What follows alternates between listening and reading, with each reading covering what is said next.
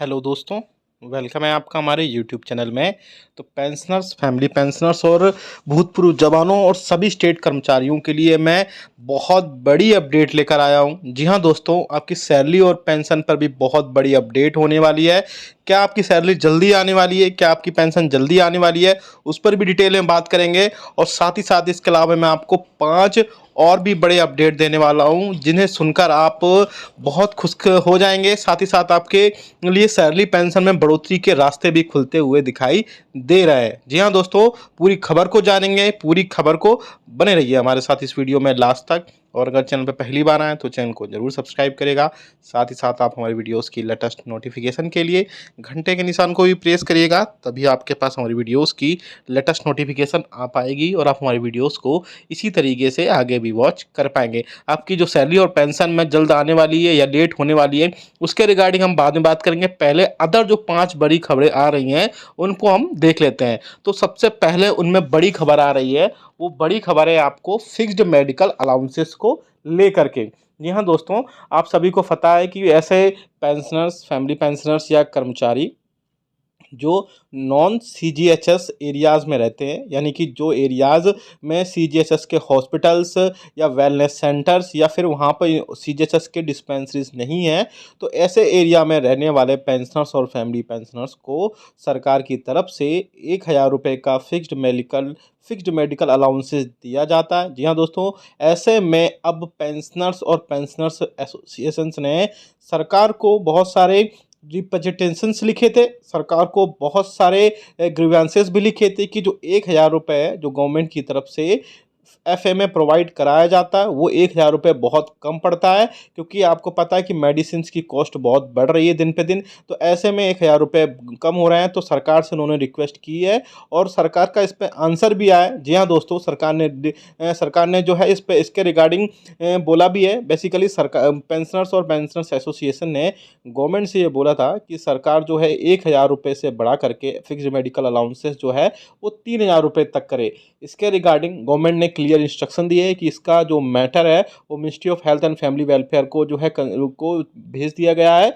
वहाँ से अब जो है कुछ ना कुछ इसमें अपडेट लेकर आएगा। इसके रिगार्डिंग जो है आगे आने वाले दिनों में बहुत सारी चीज़ें क्लियर होंगी। लेकिन आप कमेंट करके बताएगा कि आपके हिसाब से कितने रुपए फिक्स्ड मेडिकल अलाउंसेस के रूप में पेंशनर्स और फैमिली पेंशनर्स के बढ़ने चाहिए। क्योंकि आपको भी पता है कि 1,000 रुपये जो ओपीडी मेडिसिन का खर्चा मिलता है वो बहुत ही कम होता है। लेकिन इस पर बहुत ज़्यादा पॉजिटिव जो है बढ़ाने के चांसेस भी दिख रहे हैं, क्योंकि वाकई में 1,000 रुपये पेंशनर्स और फैमिली पेंशनर्स के लिए बहुत कम होते हैं। दूसरी बड़ी खबर की तरफ चलें तो वो आ रही है आपके फिटमेंट फैक्टर को लेकर के। जी हाँ दोस्तों, अभी आप सभी को पता है कि 7वें वेतन आयोग के रिकमेंडेशंस के हिसाब से आपको जो है मिनिमम सैलरी 18,000 रुपये और मिनिमम पेंशन 9,000 रुपये उसमें 7वें वेतन आयोग के अकॉर्डिंग आपको प्रोवाइड कराई जाती है। ऐसे में 7वें वेतन आयोग के बाद में जो कि आपकी फिटमेंट फैक्टर है 2.58 गुना, उसके बेसिस पर आपकी सैलरी और पेंशन तय की जाती है।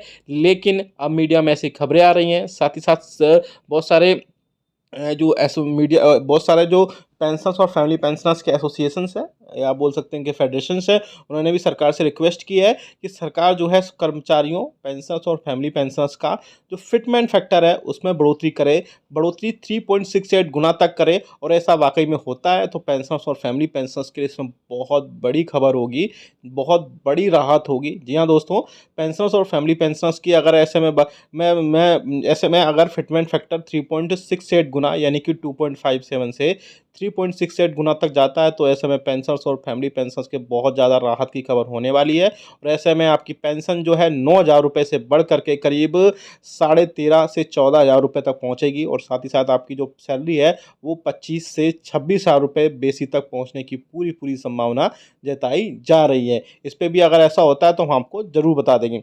अगली बड़ी अपडेट की तरफ लेके चले तो आपकी अगली बड़ी अपडेट आ रही है 18 मंथ्स के डीए और डीआर पर। जी हाँ दोस्तों, आप सभी को पता है कि आपको 18 मंथ्स का डीए और डीआर का जो एरियर्स है वो नहीं दिया गया था। ऐसे में अब इस मंथ में जो है आगे आने वाले वीक्स में कभी भी हफ्ते में जो है एक बड़ी मीटिंग होने जा रही है, जो जिसमें कैबिनेट सेक्रेटरी, डीओपीटी के अधिकारी, साथ ही साथ मिनिस्ट्री ऑफ फाइनेंस के डिपार्टमेंट ऑफ एक्सपेंडिचर के अधिकारी भी बैठक में होंगे, जिसमें इस मीटिंग में और भी कई सारे इश्यूज होंगे, जैसे ओल्ड पेंशन स्कीम का मुद्दा हो, चाहे वो इसके अलावा और भी कई सारे मुद्दे हैं। और लेकिन सबसे बड़ा मुद्दा जो है वो 18 मंथ्स का डीए और डीआर का जो एरियर्स है वो होने वाला है। जी हाँ दोस्तों, अगर आपका 18 मंथ्स का डीए और डीआर आप भी चाहते हैं, इस वीडियो को लाइक करिए, शेयर करिएगा। और इसके अलावा जो है बाकी में 18 मंथ्स का जो डीए डीआर है उसकी 3 इंस्टॉलमेंट्स मिल जाती हैं।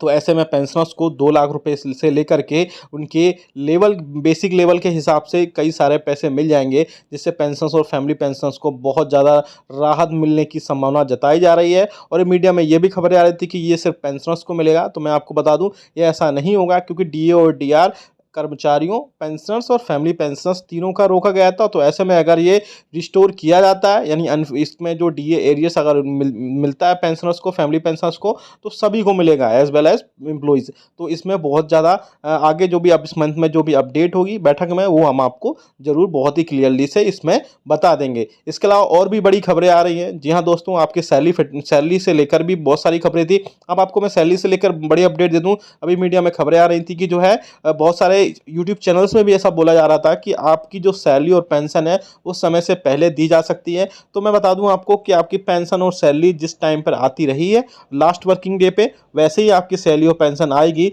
इसमें किसी भी हिसाब से कोई भी आगे बढ़ोतरी या कमी नहीं की जाएगी। एक और बड़ी अपडेट मैं आपको दे दूं कि गवर्नमेंट की पेंशनर्स और फैमिली पेंशनर्स और इसके अलावा जो पेंशनर्स की एसोसिएशंस और फेडरेशंस हैं, उन्होंने सरकार को 2 प्रपोजल भेजे हैं। जी हाँ दोस्तों, आपकी पेंशन में बढ़ोतरी को लेकर के मैं प्रीवियस वीडियोस में भी बता चुका हूँ। वो 2 बड़े प्रपोजल ये थे पेंशनर्स और फैमिली पेंशनर्स की तरफ से कि सरकार जो है आपको, आपकी जो पेंशन है उसको जो है 2 अलग-अलग प्रपोजल थे। पहला प्रपोजल ये था कि सरकार आपकी पेंशन और फैमिली पेंशन में हर 5 साल में 5 साल की 5% की बढ़ोतरी करे। 5-5 साल के ब्लॉक में, यानी कि 60 से 65 साल में 5% की, 65 से 70 साल में 5% की, देन 70 से 75 में 5 साल की, और 75 से 80 साल में 79 ईयर्स में 80 साल की बढ़ोतरी करे। और 80 साल के बाद में 70 वर्ष की 80 साल के बाद में 7वें वेतन आयोग के रिकमेंडेशन के हिसाब से आपको ऑटोमेटेड आपकी सैलरी में 20% की, बेसिक पेंशन में आपको 20% की बढ़ोतरी हो जाती है। तो ऐसे में ये एक बड़ा सरकार के लिए चैलेंज होगा, दूसरी दूत पेंशनर्स के लिए बड़ा चैलेंज होगा। अब दूसरी इसमें बड़ा ये बोला गया था कि जैसे एग्जिस्टिंग एम्प्लॉइज़ के लिए 3% बेसिक सैलरी में बढ़ोतरी की जाती है, तो उसी हिसाब से पेंशनर्स का एटलीस्ट 1% बेसिक जरूर बढ़ाया जाए, क्योंकि उनकी बेसिक पेंशन में किसी भी टाइप से कोई बढ़ोतरी नहीं होती है।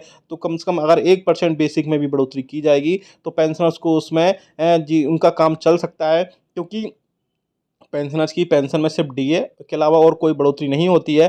तो पूरा साल भर में सिर्फ 2 बार ही डीए बढ़ता है। तो ऐसा में जो उन्होंने बोला कि एटलीस्ट कम से कम 1% की बेसिक में बढ़ोतरी जरूर उनकी पेंशन में की जाए। आप ये क्या सोचते हैं इन सब चीज़ों, पाँचों बड़ी अपडेट के बारे में? अच्छा लगा तो वीडियो लाइक करिएगा, इसको शेयर करिएगा। ऐसी न्यूज़, इन्फॉर्मेशन और अपडेट्स के लिए हमारे चैनल को सब्सक्राइब कर लेगा। मिलते हैं आपको नेक्स्ट वीडियो में। Thank you.